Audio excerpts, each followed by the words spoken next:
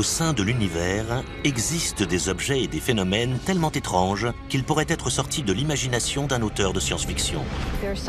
Il y a des choses tellement différentes dans l'espace qu'il est difficile de s'en rendre compte depuis la Terre. Imaginez qu'une particule puisse vous traverser, qu'une planète se cache dans notre système solaire, que des nuages soient remplis de l'alcool que nous buvons. Il y a beaucoup de choses étranges dans l'univers, mais ce sont souvent les plus étonnantes qui nous apprennent le plus à son sujet. C'est saugrenu, inexplicable et incroyablement bizarre. Partons ensemble vers l'étrangeté de notre univers.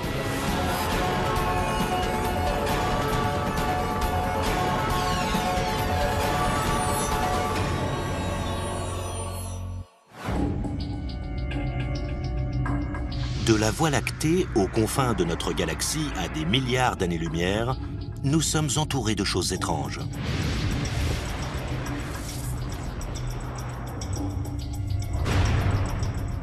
C'est difficile de comprendre certains concepts ou choses que nous trouvons dans l'espace, parce que ce qu'il y a sur la Terre est très différent. Plus on pense apprendre, moins on sait de choses. Il nous reste à découvrir une quantité infinie de choses étranges dans l'univers. L'univers regorge d'objets et de phénomènes mystérieux que nous ne comprenons pas encore complètement. Aussi étrange que cela puisse paraître, les astronomes ont découvert des nuages interstellaires remplis du même alcool que celui que contient la bière. Il existe un nuage étrange qui est fait de molécules organiques, et en particulier d'alcool éthylique. C'est le type d'alcool que nous buvons.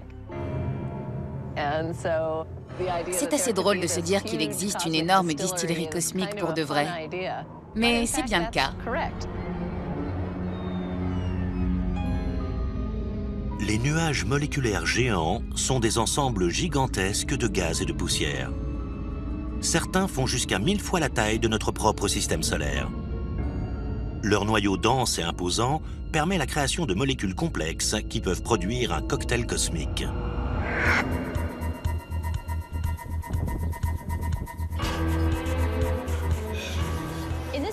Dans cette microbrasserie, on utilise de l'orge, de l'eau et de la levure pour faire de l'alcool. Alors que dans les nuages moléculaires interstellaires, ce sont des grains de poussière qui servent de site de nucléation pour les molécules les moins complexes, comme l'hydrogène, l'eau et le dioxyde de carbone, qui se réunissent et créent par réaction chimique des molécules complexes comme l'alcool éthylique. Lorsque ces grains de poussière se rapprochent du centre du nuage moléculaire et de son noyau, ils peuvent être assez chauffés pour que s'évaporent certaines molécules complexes, ce qui dégage de l'alcool éthylique dans l'espace.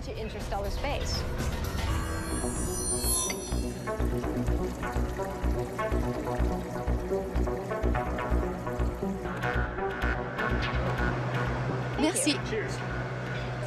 Comme dans cette microbrasserie, les grains de poussière des nuages moléculaires sont des lieux de rencontre pour que les molécules esselées se réunissent pour en former de plus complexes.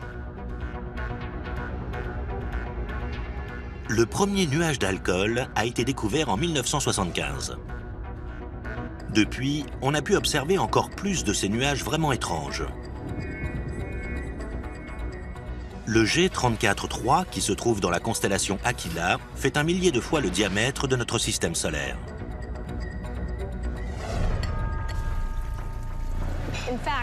Un de ces nuages contient assez d'alcool éthylique pour fournir 300 000 pintes de bière par jour et par personne pour le prochain milliard d'années.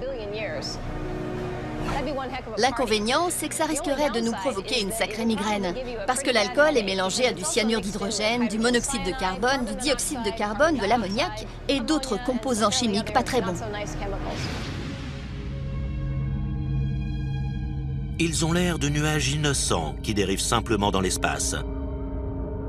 Mais aussi étonnant que ça puisse paraître, ils finissent par former de nombreux systèmes stellaires, des planètes, et peut-être même une forme de vie.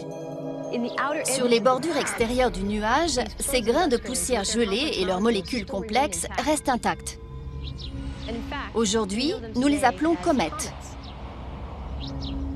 On pense qu'elle pourrait être responsable de l'apparition de certaines de ces molécules complexes au sein de notre système solaire. Elle pourrait même avoir imprégné notre planète de ces molécules qui sont la base des acides aminés dont nous avons besoin pour vivre. Notre Soleil, tout comme la Terre, a été créé à partir d'un nuage interstellaire, un peu comme ce nuage d'alcool. Si on a les bons ingrédients organiques, on a les bons ingrédients pour la vie. C'est assez étrange de se dire qu'il y a un gigantesque nuage d'alcool dans l'espace. Mais ce que j'aime, c'est qu'il y ait ces simples molécules organiques, et l'alcool en fait partie, un peu partout dans la galaxie et l'univers. Elles sont partout. Si on réduisait la Terre en poussière, ça ressemblerait à un nuage interstellaire, avec tous les composants chimiques dont nous sommes faits. Des nuages chargés d'alcool pourraient avoir contribué à la création de la vie sur Terre. Mais bien que cela puisse paraître incroyable, il pourrait exister une forme de vie dans d'autres genres d'étranges nuages. Vénus, la deuxième planète la plus proche du Soleil, a une surface brûlante. Mais étrangement, ces nuages, qui flottent à une altitude d'environ 50 km, ont une température qui leur permettrait d'abriter la vie. Les températures sont semblables à celles de la surface de la Terre. La pression atmosphérique est similaire également. Alors, si la vie est possible sur Terre, elle pourrait l'être dans les mêmes conditions sur Vénus. S'il y a de la vie dans les nuages de Vénus, comment est-elle arrivée là? L'atmosphère de Vénus est le résultat de ce qu'on appelle l'effet de serre. L'accumulation de dioxyde de carbone a provoqué une montée des températures en surface. S'il y a eu un océan liquide sur Vénus, il a dû s'évaporer et disparaître dans l'espace. Il a pu migrer dans les couches supérieures et plus accueillantes de l'atmosphère.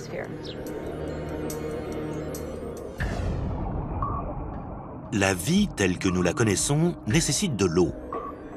Les nuages de Vénus en contiennent sous forme d'acide sulfurique concentré. Sur Terre, les scientifiques ont découvert un organisme extrémophile qui se développe dans des liquides acides similaires, comme les sources d'eau chaude du parc national de Yellowstone. Certaines personnes estiment que des organismes peuvent survivre dans les nuages de Vénus. Ils pourraient même avoir développé un moyen d'utiliser la lumière ultraviolette, tout comme les plantes utilisent la lumière pour la photosynthèse. Il se passe beaucoup de choses du point de vue chimique dans les nuages. Il y a du soufre, de l'hydrogène et d'autres éléments nécessaires à créer et à maintenir la vie. Ils sont présents en abondance à cette altitude. Il n'est pas inconcevable qu'une forme de vie puisse être présente dans les couches nuageuses de Vénus. L'une des méthodes de vérification de cette hypothèse est l'examen des nuages terrestres. On a fait des mesures sur Terre en capturant des particules de nuages et en les analysant dans un laboratoire. Et on a démontré que de petits organismes, des bactéries, peuvent survivre dans l'atmosphère et être entraînés dans des courants d'air ascendants ou des rafales de vent. Ils peuvent peut-être survivre pendant une longue période de temps. Ce même comportement peut avoir lieu sur Vénus. S'il existe une forme de vie dans l'atmosphère vénusienne, il se peut qu'elle virevolte sur de longues périodes. La NASA pourrait un jour lancer une mission pour découvrir s'il y a de la vie dans les nuages de Vénus. Mais pour le moment, les scientifiques tentent de savoir s'il existe dans notre système solaire une planète particulière, une planète mystérieuse qu'il leur faut encore découvrir.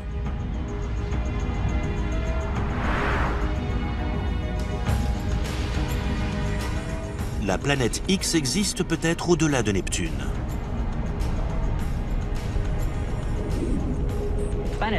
La planète X est un terme générique donné à une planète inconnue quelque part dans les confins du système solaire qui reste encore à découvrir.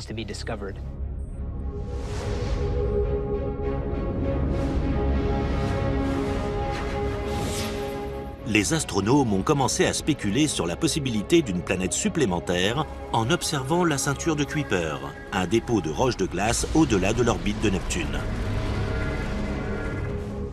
Le bord extérieur de la ceinture de Kuiper est appelé falaise de Kuiper, à cause de la densité de roches spatiales qui chutent brutalement à cet endroit. Ça pourrait être provoqué par l'interaction gravitationnelle de Neptune ou peut-être par une planète inconnue. L'une des hypothèses concernant la chute des objets dans la ceinture de Kuiper observée après 50 ou 50 unités astronomiques est qu'il pourrait y avoir une planète dans les environs qui provoquerait le phénomène observé dans cette zone. Pendant des décennies, les scientifiques se sont demandé combien de planètes comporte notre système solaire. Existe-t-il réellement une planète X? À sa découverte, Pluton a été désigné comme étant la planète X. Plus récemment, on a découvert des objets dans la ceinture de Kuiper, comme Eris ou Sedna, qu'on a également qualifiés de planète X. On peut toujours découvrir un très grand objet dans les profondeurs du système solaire. C'est pourquoi persiste l'idée que cette planète X, ou qu'une autre planète mystérieuse, se cache quelque part.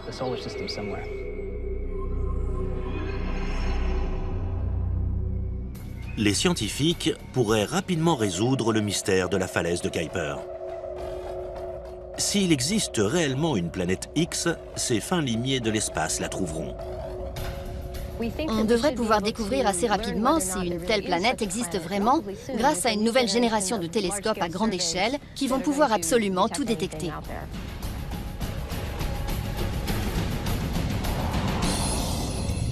Nous ne sommes pas sûrs que la planète X existe. Mais d'autres planètes ont pu être observées dans les confins de l'espace. Et elles sont vraiment extraordinaires.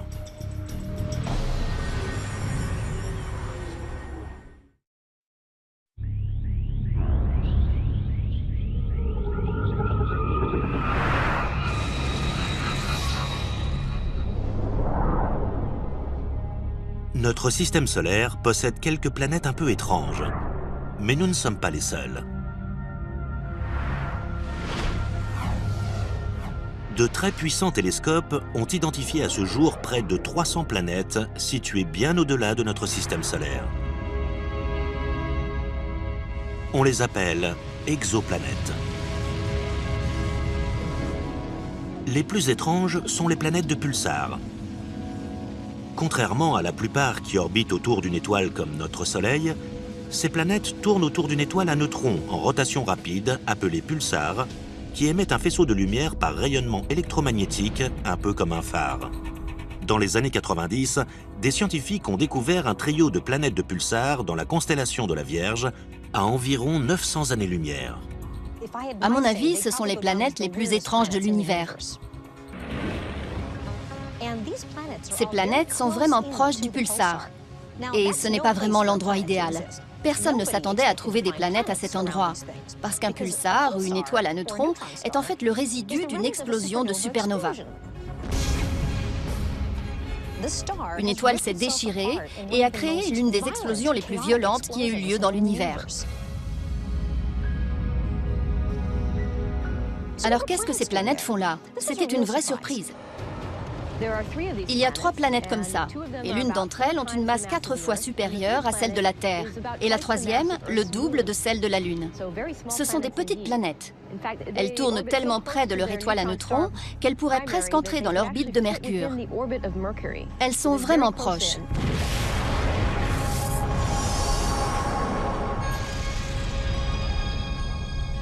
Une question persiste. Comment ces planètes ont-elles survécu à la supernova? Si la même chose arrivait à notre Soleil, les planètes du système solaire se vaporiseraient.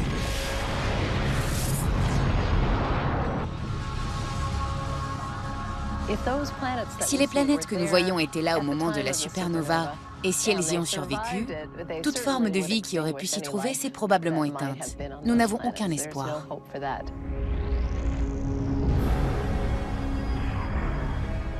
La puissance, l'énergie et les radiations provoquées par la supernova auraient été fatales pour absolument tout. Si les 3 planètes n'étaient pas dans l'orbite de l'étoile au moment de son explosion, comment seraient-elles arrivées là? Peut-être que ces étranges planètes de pulsars ont été créées à partir des débris de la supernova, l'étoile qui a explosé. Peut-être qu'une partie de l'étoile ne s'est pas vraiment échappée et qu'elle contenait assez de matière pour que les 3 planètes puissent être formées. « » 'Nous n'avons aucune certitude à ce sujet. elles remettent tout ce que nous pensions en question. Les planètes de pulsars nous offrent un tout nouvel aperçu sur la formation des systèmes solaires dans l'univers. Si les planètes de pulsars se sont formées après l'explosion de la supernova, cela prouve que la formation des planètes peut se faire dans des environnements assez extrêmes et inattendus. On n'a peut-être pas besoin de quelque chose d'aussi ordonné que le gaz qui a formé notre système planétaire. C'est une bonne chose. Mais si elles étaient présentes avant l'explosion et sont restées liées à l'étoile, c'est très intéressant, car ça démontre que le lien entre les planètes peut survivre dans certaines circonstances. Les planètes de pulsars sont de vraies curiosités. Mais les étoiles à neutrons ou les pulsars autour desquels elles gravitent sont également très étranges.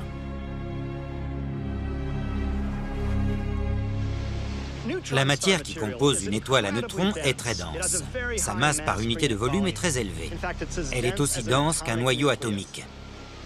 Si cette pelletée de sable était en fait la matière de l'étoile à neutrons, elle pèserait autant que le mont Whitney dans la Sierra Nevada en Californie. Ça aurait la même masse qu'une montagne. Et si on remplissait un seau de cette matière, il pèserait autant que le mont Everest, le plus haut sommet sur Terre. Je peux soulever un seau de sable assez facilement, mais si c'était de la matière d'étoile à neutrons, je ne pourrais jamais soulever le mont Everest, ce qui prouve à quel point cette matière est dense.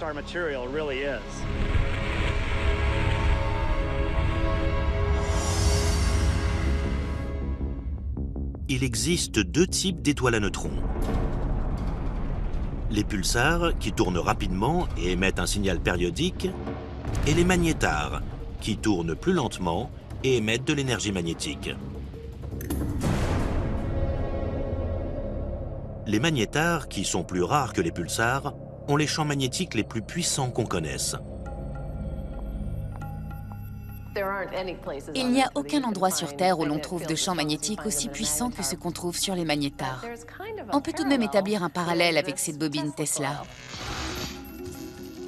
La bobine Tesla a été expérimentée à l'origine par Nikola Tesla, alors qu'il essayait de trouver un moyen de fournir de l'électricité par l'air, sans avoir besoin d'installer des fils électriques.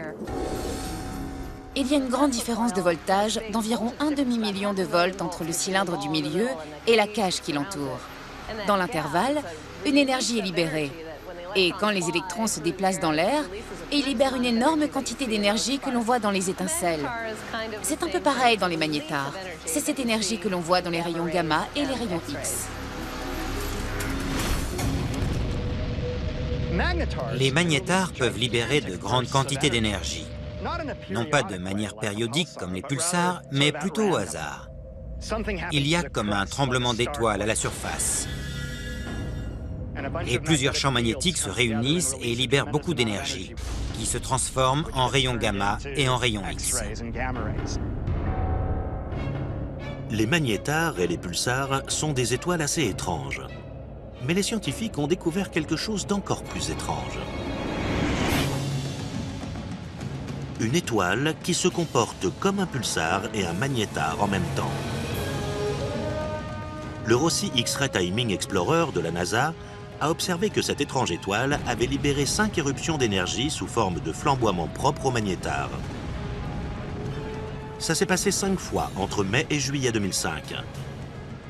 À chaque fois, ça a duré moins d'une seconde, mais l'énergie libérée équivalait à celle de dizaines de milliers de soleils. Il y a eu un cas de pulsar qui a subi plusieurs explosions identiques à celles d'un magnétar, ce qui nécessite un champ magnétique très puissant et une sorte de restructuration de celui-ci qui libère soudainement bien plus d'énergie qu'un pulsar ordinaire. Nous avons donc la preuve d'un lien, peut-être manquant, entre les pulsars et les magnétars. Un pulsar qui s'est comporté comme un magnétar. Cette étoile, qui est un pulsar et un magnétar à la fois, est très jeune. Elle a moins de 900 ans. Les astronomes pensent que les étoiles à neutrons peuvent être d'abord des magnétars, avant de se stabiliser et de devenir des pulsars.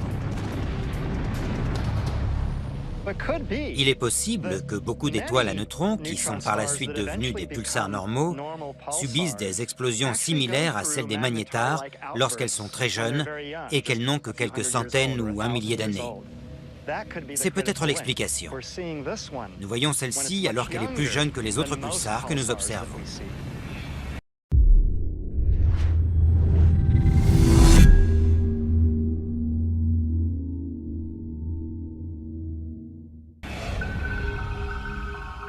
Il existe des étoiles inhabituelles dans le cosmos. Mais il y a d'autres choses tout aussi étranges dans l'espace. Récemment, les scientifiques ont résolu le mystère qui entourait l'un des éléments les plus insaisissables de l'univers, une particule fantôme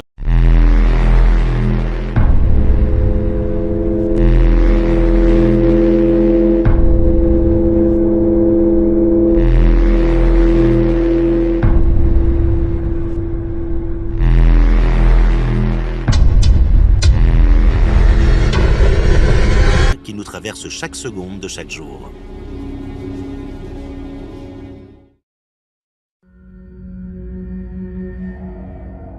L'univers regorge d'un nombre infini de planètes et d'étoiles anormales. En parallèle, il existe tout autant de choses étranges et plus petites dans l'espace. Les êtres humains, tout comme l'univers, sont faits de matière normale, qui consiste essentiellement en 4 particules fondamentales. L'une d'elles est une particule fantôme appelée neutrino.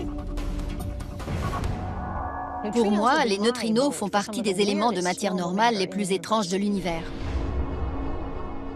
En ce moment même, il y a 50 trillions de neutrinos provenant du Soleil qui traversent mon corps. Et il y a d'autres neutrinos provenant d'autres étoiles qui traversent la Terre en toutes directions. Ces choses me pénètrent par trillions chaque seconde. Mais nous n'en avons même pas conscience. Elles n'interagissent pas vraiment avec nous. Il existe une petite particule étrange du nom de neutrino, ce qui veut dire le petit neutre en italien. Sa masse est très faible. C'est une infime quantité de presque rien. Mais il contient de l'énergie et il traverse l'espace presque à la vitesse de la lumière.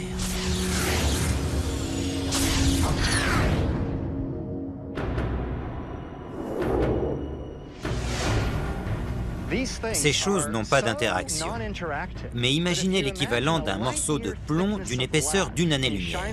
Si on envoyait un rayon de neutrinos dans sa direction, la moitié d'entre eux traverserait le plomb et en sortirait indemne. Les neutrinos sont communément formés suite à des réactions nucléaires à l'intérieur d'étoiles et de notre Soleil aussi.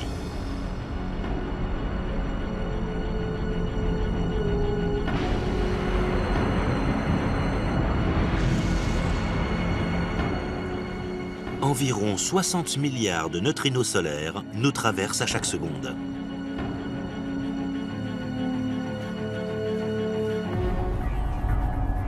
Mais d'autres sources créent des neutrinos. Ils sont produits par des réacteurs nucléaires. Certains d'entre eux sont produits par des déchets radioactifs d'éléments contenus dans la roche qui nous entoure. D'autres sont produits lorsque les rayons cosmiques pénètrent dans notre atmosphère. Quand ils le font, c'est avec la puissance d'une balle rapide allant à près de 150 km/h.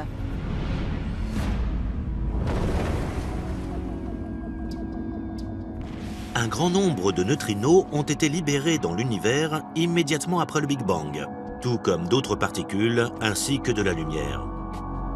Les humains sont les descendants de ce mélange.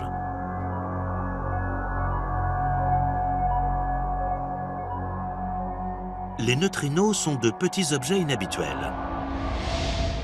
Mais il existe des choses plus grandes, tout aussi inhabituelles.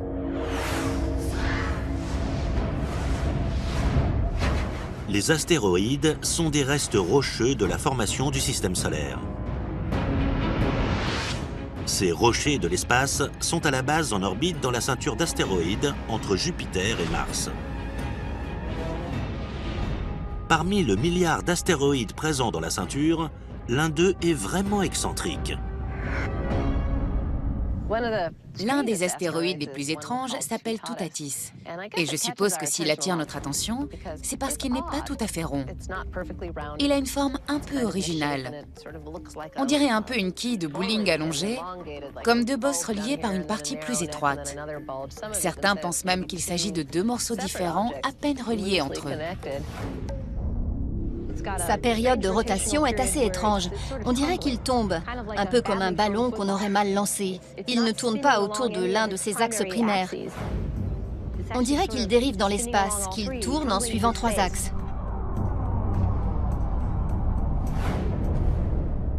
L'orbite de Toutatis a une forme très elliptique, qui le porte de la ceinture d'astéroïdes à l'orbite de la Terre. C'est un astéroïde qui croise l'orbite de la Terre, ce qui en fait un danger dans la mesure où il pourrait nous percuter. En septembre 2004, Toutatis s'est rapproché dangereusement. L'astéroïde est entré dans un rayon d'1,5 million de kilomètres, soit 4 fois la distance qui nous sépare de la Lune. C'est très proche pour un astéroïde. Il est très grand, et s'il s'écrasait sur la Terre, il ne serait pas du tout ralenti par notre atmosphère. Il frapperait fort, et ce serait dévastateur pour la Terre.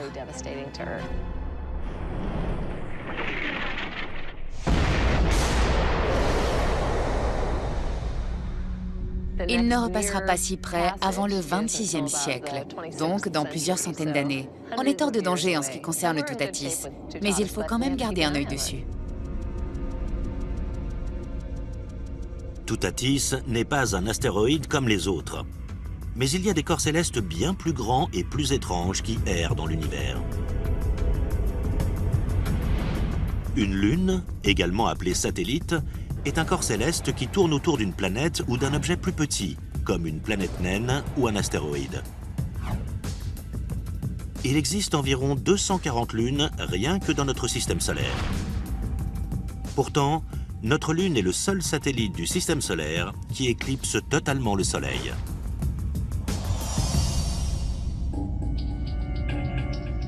Mais l'une des lunes les plus étranges appartient à une géante gazeuse aux confins de notre système solaire. Miranda, l'une des lunes d'Uranus, est vraiment étrange. Elle est très petite et mesure moins de 500 km de diamètre. C'est à peu près la distance qui sépare New York de Washington. Mais elle est vraiment hors du commun. Miranda a été surnommée la lune Frankenstein de notre système solaire à cause de sa surface irrégulière. La surface comporte beaucoup d'irrégularités, de canyons, de défauts et de failles. On dirait qu'elle a été abîmée. Bien que son diamètre ne dépasse pas les 500 km, elle a des failles de 18 km. À titre de comparaison, le Grand Canyon mesure 450 km de long et environ 1,5 km de profondeur. Ce qui fait de Miranda l'une des lunes les plus étranges du système solaire, c'est qu'on dirait qu'elle a été assemblée à partir des restes d'autres lunes. Sa surface a 2 aspects. Certaines régions sont très plates et d'autres sont au contraire très dynamiques. Miranda étonne les astronomes parce qu'ils ignorent comment elle a été formée.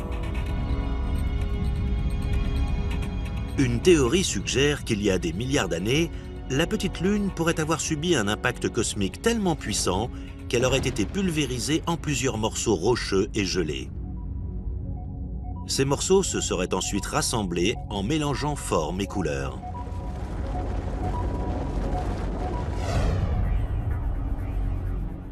Mais une autre hypothèse suggère que la surface de Miranda est le résultat de la création de failles dues à des pressions énormes qui poussent de grandes masses rocheuses au-delà de leurs limites.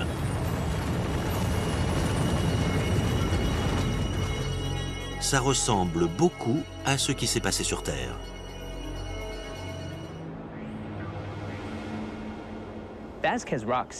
Vasquez Rocks, en Californie, est apparu parce que 2 plaques tectoniques se sont rencontrées et ont exercé une grande pression l'une contre l'autre. Afin de soulager cette pression, on crée des plis à la surface, d'où ces grandes irrégularités que l'on observe partout. Quelque chose de similaire se passe sur Miranda, où il y a une pression énorme sur la surface qui cause la création de plis et de failles, d'où les pics et les escarpements que nous voyons. Miranda n'est qu'un des objets inexplicables parmi 1 million d'autres qui composent la Voie lactée. Mais notre galaxie n'est pas la plus bizarre de l'univers. Il y en a d'autres qui nous obligent à redéfinir le mot « étrange ».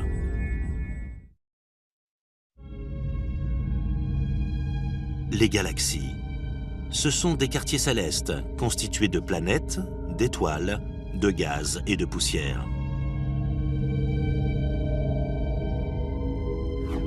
Il en existe au moins 100 milliards dans l'univers qu'il nous est possible d'observer. Beaucoup d'astronomes estiment que les plus étranges sont les galaxies lumineuses en infrarouge. Quand on les observe sous lumière infrarouge, elles sont 100 fois plus brillantes que les autres galaxies. Elles font partie des plus lumineuses de l'univers. L'énorme quantité d'énergie dégagée par ces galaxies ultra-lumineuses en infrarouge est le résultat d'explosions lors de la formation d'étoiles.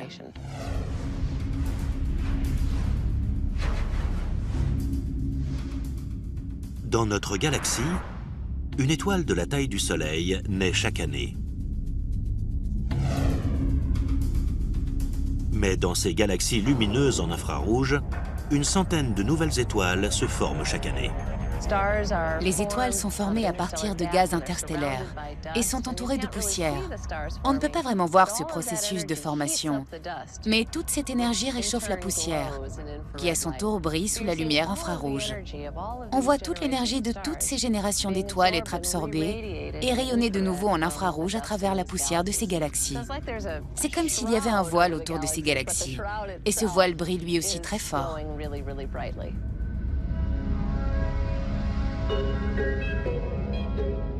Les galaxies lumineuses en infrarouge ont été découvertes dans les années 80, quand le télescope spatial infrarouge IRAS a remarqué des galaxies très lumineuses dans des longueurs d'onde infrarouges qui étaient un trillion de fois plus puissantes que le Soleil.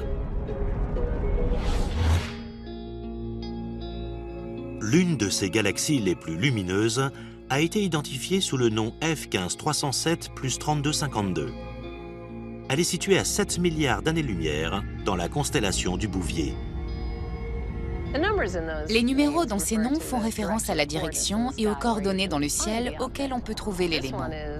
Celui-ci est très lumineux à une certaine distance. Et c'est une découverte très intéressante car il y a tant d'étoiles en formation et nous voulons comprendre pourquoi. Comment est-ce que ça s'est produit? Qu'est-ce qui a déclenché cette grande quantité de formation d'étoiles que nous observons? L'une des hypothèses est que ces galaxies sont très actives parce qu'elles sont le résultat soit de fusion, soit de tentatives de fusion avec d'autres galaxies. Quand une galaxie se rapproche d'une autre, ou même entre en collision avec elle, il peut y avoir une compression d'une grande quantité de gaz, qui peut déclencher une vague de formation d'étoiles ou canaliser de manière efficace le gaz dans un trou noir, ce qui crée de la chaleur autour du disque d'accrétion. À ce jour, nous recherchons encore activement l'explication du processus qui crée ces galaxies inhabituelles.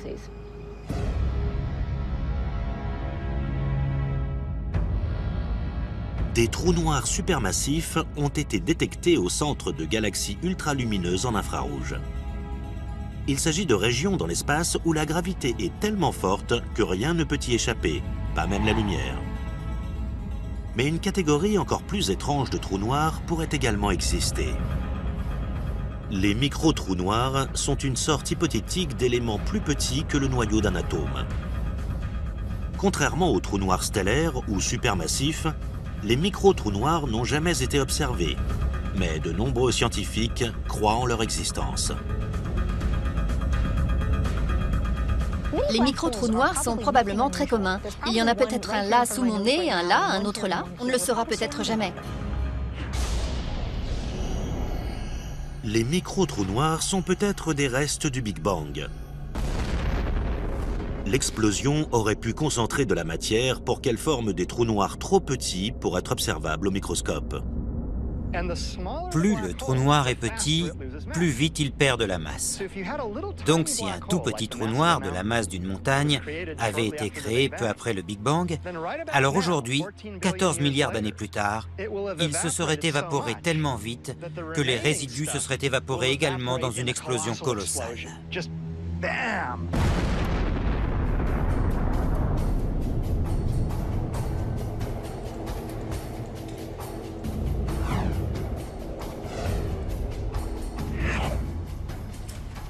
Les scientifiques pourraient démontrer l'existence de micro-trous noirs en les créant de manière temporaire sur Terre.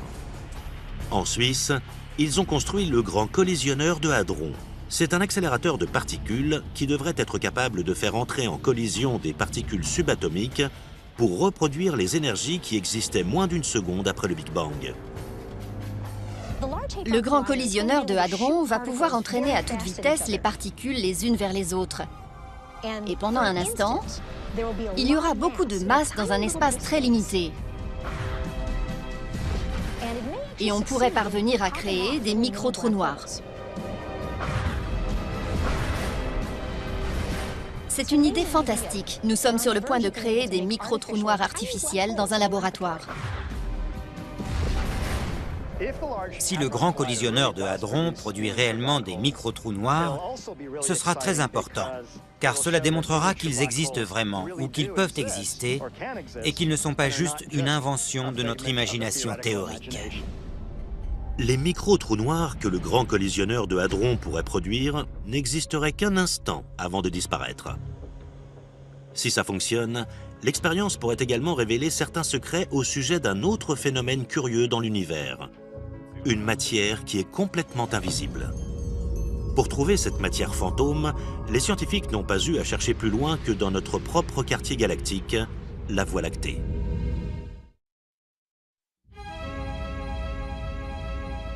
Aussi étrange que cela puisse paraître, les planètes, les étoiles, les lunes et les galaxies représentent moins de 20% de toute la matière présente dans l'univers. Le reste est composé de matière noire, une forme de matière que nous ne voyons pas, mais qui est présente partout.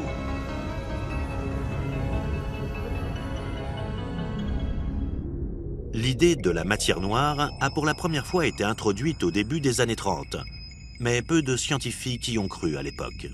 Au cours des 20 dernières années, les preuves de l'existence de ce phénomène invisible se sont multipliées. Quand on a commencé à dessiner la carte de la Voie lactée, on a remarqué que les étoiles au bord de la galaxie se déplaçaient si rapidement qu'elles auraient dû en sortir. Mais ce n'est pas le cas. Elles sont retenues par quelque chose d'invisible, quelque chose qui ajoute de la force d'attraction à la galaxie, de la gravité. Mais nous ne savions pas ce que ça pouvait être. C'est étrange de se dire qu'on ne peut même pas voir une partie de l'univers. On détecte la matière noire parce qu'elle agit sur la gravité de la masse qui nous est visible.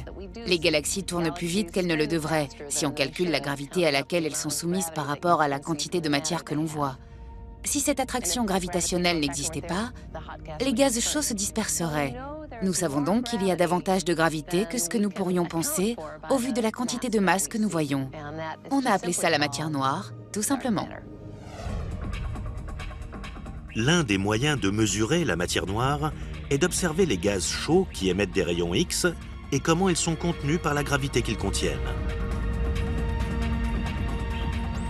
Un autre moyen consiste à observer quelque chose appelé lentille gravitationnelle.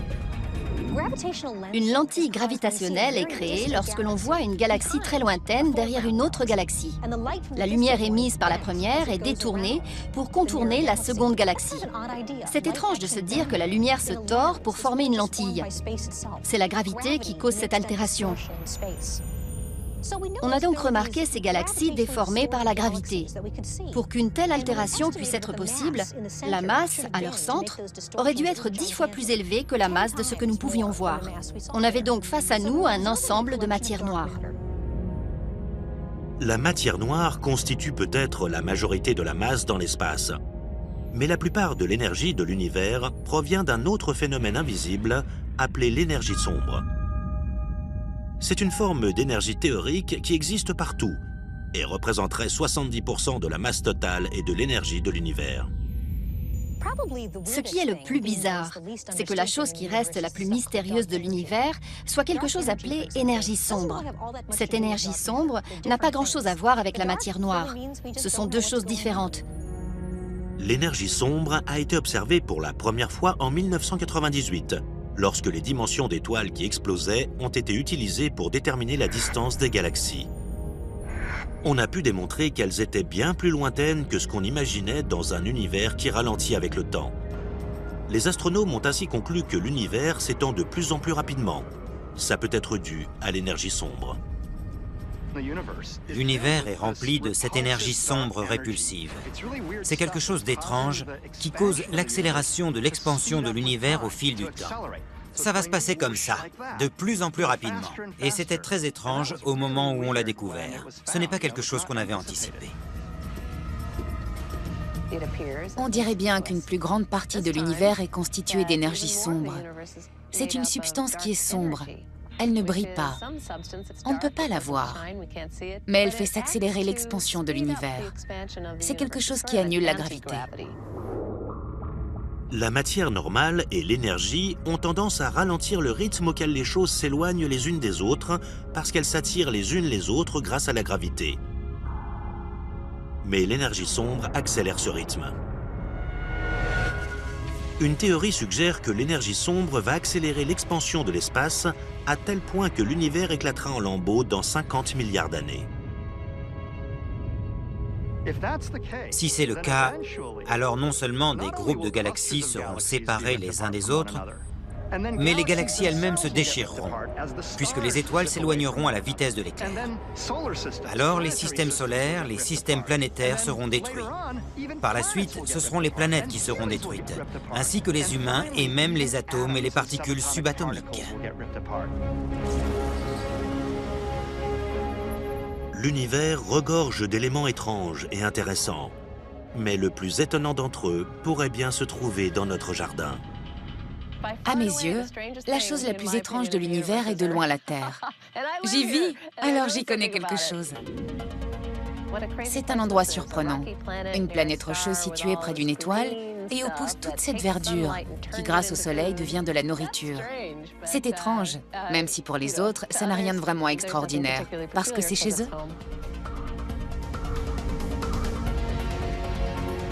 Je dirais que la chose la plus étrange dans le cosmos, ce sont les êtres humains. Nous sommes vraiment hors du commun. Et nous n'avons encore trouvé aucun être semblable dans tout l'univers. Ce qui ne veut pas dire qu'il n'en existe pas. Nous sommes assez étranges.